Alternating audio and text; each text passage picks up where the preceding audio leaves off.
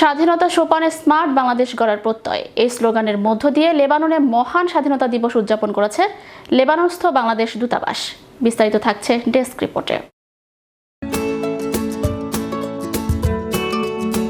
স্বাধীনতা সোপানে স্মার্ট বাংলাদেশ গড়ার প্রত্যয় এই স্লোগানের মধ্য দিয়ে লেবাননে মহান স্বাধীনতা দিবস উদযাপন করেছে লেবাননস্থ বাংলাদেশ দূতাবাস।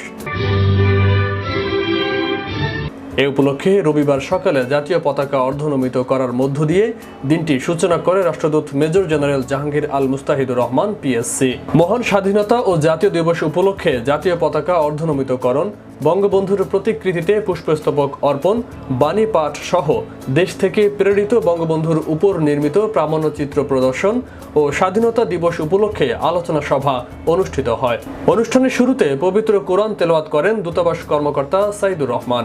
রবিবার সকালে লেবাননে নিযুক্ত বাংলাদেশের রাষ্ট্রদূত মেজর জেনারেল মোহাম্মদ জাহাঙ্গীর আল মুস্তাহিদুর রহমান পিএসসির সভাপতিত্বে সভা পরিচালনা করেন দূতালয়ের প্রধান বাকিবিল্লাহ।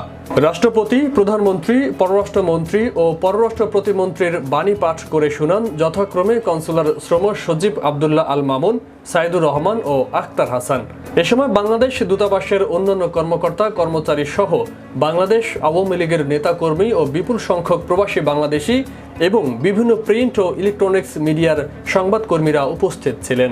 গড়ার লক্ষ্যে বা স্বাধীনতা অর্জনের জন্য তিনি বাঙালি জাতিকে নিয়ে তার এই স্বপ্ন বাস্তবায়নে বর্তমান সরকার দীর্ঘ মুক্তি সংগ্রামের মধ্য দিয়ে আমাদের স্বাধীনতা ওতপ্রোতভাবে জড়িত ছিলেন। বাউনের বাসা সমসচিব জনাব আব্দুল্লাহ আল মামুন সাহেব।